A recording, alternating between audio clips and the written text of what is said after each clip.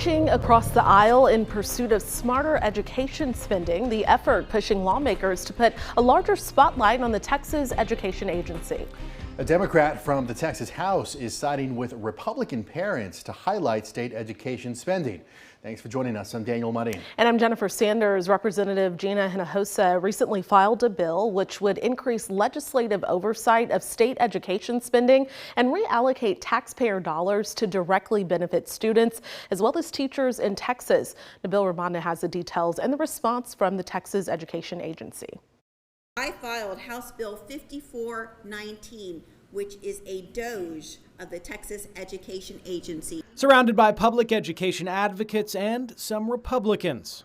When I saw this bill, I actually got on social media and said this is the thing that I would expect from Republicans and not Democrats. Representative Gina Hinojosa sounded off on the TEA and what she calls overspending. It is a zero-based budgeting bill to cut through the nonsense and the bureaucracy and the vendor contracts and reprioritize that money to what matters. She's also concerned about the increase in personnel. It's grown almost 50%, about 400 employees. The size and role of the TEA is established by the legislature. The Texas Education Agency tells us the largest single increase in the number of TEA employees has been in the area of special education, an area they've needed resources.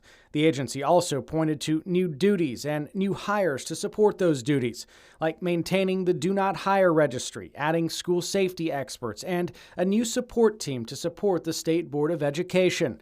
Lynn Davenport's kids grew up in the Texas public school system. She asked me, would you be interested in that? Yes, that is why I'm here, crossing party lines to support her in her efforts to get us back to the basics. She says calling for increased oversight over spending and added personnel is a must. That would force them to then examine those contracts and say, why are we doing this? Where is the return on the investment? And then we would cancel that. Nabil Ramanda, KXAN News. The TEA went through the sunset process in 2015 and is scheduled to go before the Sunset Advisory Commission again in 2029. This is a review of state agencies to determine if they continue to be necessary, efficient, and effective.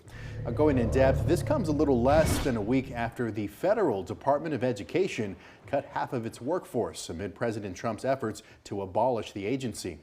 Now, 20 Democratic state attorneys general are suing the Trump administration, calling the move an effective dismantling of the department.